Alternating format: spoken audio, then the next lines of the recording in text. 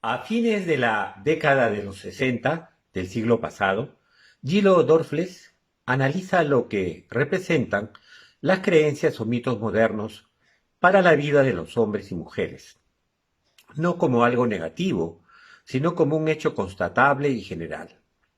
Afirma que las imágenes que nos rodean, desde el cómic hasta el cine y la publicidad, forman nuestra mente y también nuestra sensibilidad. En tal sentido, rinden un servicio al crear íconos para el uso de las masas. Asimismo, esos mitos crean rituales para la vida social, la validación del poder, la legitimidad de las actividades como el deporte, el sexo o la conducta al manejar o en el bar, estilos de andar, comer, pasear o de conducir una moto. Estas creencias son indispensables para la formación de la convivencia colectiva, pero sobre todo para articular nuestra identidad individual con el cuerpo social de una comunidad imaginada. Hay uno de esos ritos que resulta fundamental para otorgar consistencia simbólica a nuestro devenir, pero que permanece invisible o escondido en nuestro inconsciente, precisamente porque constituye el secreto de la dimensión política de la actual cultura hegemónica del espectáculo. Nos referimos al uso de la palabra oral o escrita. Cuando tú hablas, escribes o lees y te sientes dueño de tus palabras, ¿quién usa a quién? ¿Tú a la lengua o la lengua a ti? ¿Eres el genio musical que compone el concierto o simplemente un talentoso intérprete? ¿Es la lengua de la partitura que se expresa en ti o el habla del concertista la que crea la partitura del concierto? ¿Somos los seres humanos simples intérpretes del lenguaje o el lenguaje es quien ejecuta un concierto con nosotros? El lenguaje humano constituye una cognición singular de nuestra especie. Los hombres y mujeres no somos los únicos seres vivos que emitimos sonidos para comunicarnos en este planeta. Hay aves que tienen más de 90 señales que informan sobre variados aspectos del entorno. Asimismo, delfines y ballenas emplean diversos sonidos como chillidos, gruñidos, gorjeos y golpeteos que siguen una pauta para comunicarse. Incluso los elefantes suelen usar sus trompas para emitir sonidos de 110 decibeles que se pueden escuchar a kilómetros. Sin embargo, hay una diferencia que convierte al habla humana en una capacidad extraordinaria frente a las otras especies vivas. Usamos las palabras para transmitir información inexistente, es decir, sucesos imaginarios o ficcionales. En tal sentido, esta cognición exclusiva ha significado una ventaja evolutiva fundamental porque en lugar de adaptar nuestra biología al entorno para sobrevivir, hemos creado e inventado formas de existencia que nos han servido para transformar las circunstancias naturales en una realidad simbólica.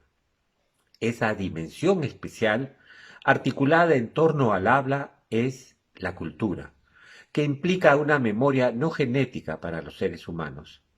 Desde los primeros meses de su nacimiento, al activar su capacidad lingüística, todos los humanos damos un salto evolutivo incomparable al disponer de toda la experiencia y sabiduría acumulada en siglos por las generaciones previas.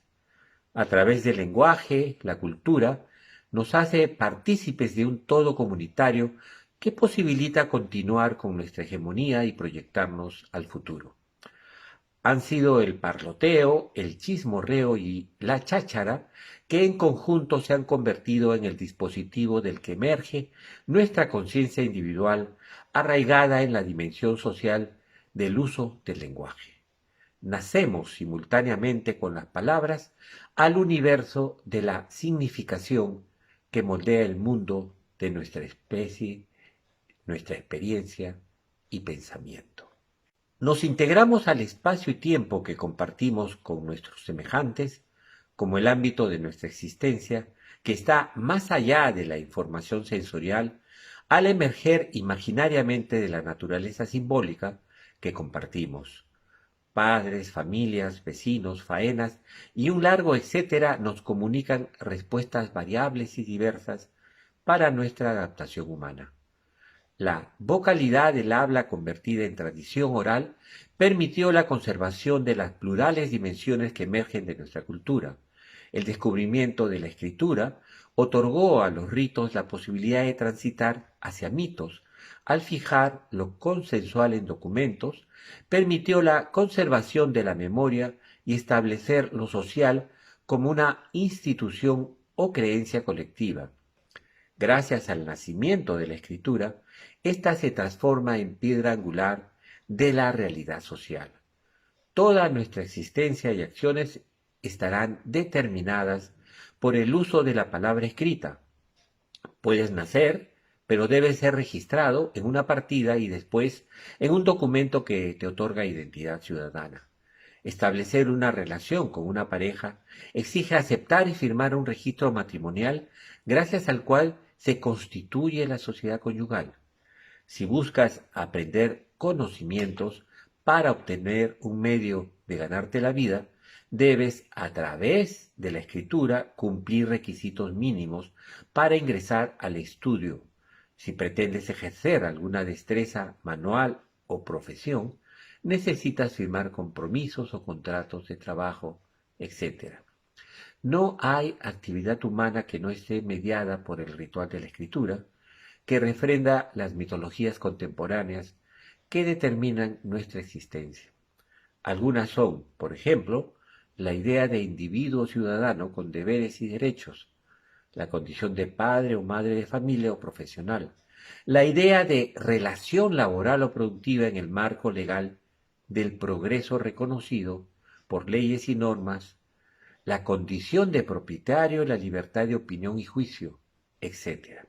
Como John Searle ha advertido, hay porciones del mundo real, hechos objetivos en el mundo, que son hechos solo merced al acuerdo humano. En un sentido, hay cosas que existen solo porque creemos que existen. Estoy pensando en cosas como el dinero, la propiedad, los gobiernos y los matrimonios. Sin embargo, muchos hechos que tienen que ver con estas cosas son hechos objetivos, entre comillas, en el sentido de que no son cuestión de mis preferencias o de las de ustedes, ni de mis valoraciones o de las de ustedes, ni de mis actitudes morales o de las de ustedes. La difusión y generalización de la escritura ha inducido al olvido del ritual inherente al uso del lenguaje en la sociedad contemporánea. El carácter realizativo de la palabra pasa desapercibido cuando la dimensión simbólica del lenguaje humano se subordina a la función informativa y constatativa. Sin embargo, en cada enunciado coexisten dos dimensiones simultáneas, una empírica y óntica de función comunicativa y cognitiva en lo que se dice, otra trascendente y ontológica de función ritual y simbólica en el hecho que se dice. Esta doble característica del enunciado, según Paolo Virno, nos permite capturar o percibir la misma raíz del rito en el hecho que se dice, pues todos los actos de habla son actos rituales, incluido el contrato estafador o la puesta de caballos. Al ser usos o actos en los que se toma la palabra más allá de los contenidos enunciativos particulares, al extraer de estos valores simbólicos y consecuencias pragmáticas de todo tipo. Wittgenstein distingue entre los juegos verbales, donde el contenido semántico informa cómo es el mundo, y la acción de enunciar indica qué es el mundo. A partir de ello podemos recordar las técnicas para hacer olvidar o colocar entre paréntesis este contenido semántico. La repetición de frases, anáfora o ecolalia, la función fáctica, los verbos delocutivos, saludar, negar, tutear, etc., estudiados por Benveniste, etc. Asimismo, retomamos la noción formulada por Virno de performativo absoluto, cuya característica es que al proferirlo se realiza la acción de tomar la palabra, presupuesto oculto de todos los habituales enunciados performativos. Esta acción, que implica un yo digo o hablo, es una acción vacía o indeterminada específica, y este performativo es el único cuya validez no depende de condiciones extralingüísticas. Es decir, nos encontramos con un acto de habla que aparece como autorreferencial. Como tal, implica una acción, un uso del lenguaje oral o escrito que realiza por el hecho de hablar o decir un efecto intencional en el interlocutor diferente a lo que se dice o enuncia. Lo descrito se corresponde con la literatura y el uso literario del lenguaje, con intencionalidad estético-literaria, pues al enunciar, realizar en el oyente o lector un efecto estético o ficcional que nada tiene que ver con transmitir información constatativa sobre el entorno y que se constituye cognitivamente en un acontecimiento crítico en términos imaginativos. Estamos realizando algo. En tal sentido, la literatura o el uso literario del lenguaje aparece como un performativo absoluto o un yo digo o escribo que, como acción, deriva de locuciones y denota la actividad del discurso, realizar lo que dice, siendo un hacer delocutivo por oposición al denominativo. Desde la perspectiva expuesta, el error de Austin de calificar como uso parásito a la literatura, así como la no inclusión del hacer literario como verbo delocutivo por parte de Benveniste, se enmienda al reconocer que en el uso literario del lenguaje la exhibición del hecho que se habla es la auténtica intencionalidad u objetivo de la acción discursiva, evidentemente, de la literatura.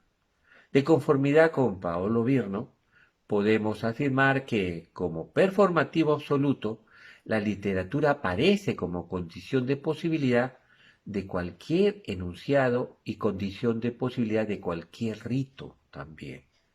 La toma de la palabra es la base de la construcción de la realidad social y cultural. Sin una explicación del lenguaje, es imposible entender adecuadamente el ser social. Los juegos de lenguaje o actos de habla son constitutivos de la dimensión simbólica comunitaria de la especie humana. Para crear hechos institucionales, las convenciones lingüísticas son esenciales porque necesariamente implican compromisos sociales que se derivan del carácter social de las situaciones comunicativas. Si un hablante transmite intencionalmente información a un oyente, por ejemplo, he iniciado mi formación al ingresar a la universidad, utiliza convenciones sociales aceptadas para el propósito de producir en el oyente una creencia sobre un estado de cosas en el mundo, consiguiendo que tanto el hablante como el oyente se comprometan con la verdad de la misión, la validación de la comunidad académica y sus propósitos. Como lo ha aseverado John Searle, vivimos en un océano de formas simbólicas instituidas por el lenguaje, pero percibir el funcionamiento de las palabras con esa configuración resulta muy difícil porque su origen se pierde en los albores de la sociedad y la cultura humana. Es decir, no somos conscientes de la función del lenguaje en la constitución de la realidad social. La propiedad de una casa, un auto, un equipo, el pertenecer a una familia, empresa, institución, el promover una fiesta, un matrimonio, una sustentación. Todas nuestras actividades como interacciones están sostenidas en funciones cooperativas y solidarias generadas por el uso de la palabra. Nuestras interacciones comunicativas mayoritariamente no se refieren o informan sobre hechos naturales, fenómenos empíricos o casuísticas inertes, sino son consecuencia de actos de habla que están en la base de nuestra realidad institucional, de nuestra cultura y sociedad. Asimismo, Searle ha enfatizado el papel crucial y especial que juega la escritura. Una vez que la tribu alcanza el lenguaje escrito, todo tipo de nuevos desarrollos se vuelven posibles. La estabilidad del lenguaje escrito permite la creación y la existencia continuada de funciones de estatus que no requieren ninguna existencia física más allá de las propias representaciones lingüísticas. Dos ejemplos sorprendentes de ello son invenciones bastante modernas, inventadas mucho después de la creación del lenguaje escrito: las formas actuales del dinero que reemplazan las monedas reales, en especial el dinero electrónico, y las corporaciones de responsabilidad limitada. Cuando se toma conciencia de la literatura como performativo absoluto, este aparece como redundante, superfluo e inútil, pero también en circunstancias o periodos determinados aparece como oportuno, necesario e incluso salvador. Retornando a lo que Pirno plantea, nos preguntamos qué acción ritual cumple el uso de la palabra con intención estético-literaria y para qué sirve. La exhibición del hecho que se habla es pertinente, incluso impostergable, cada vez que la experiencia vivida es forzada a recorrer de nuevo, en una suerte de compendio, las principales etapas de la hominización.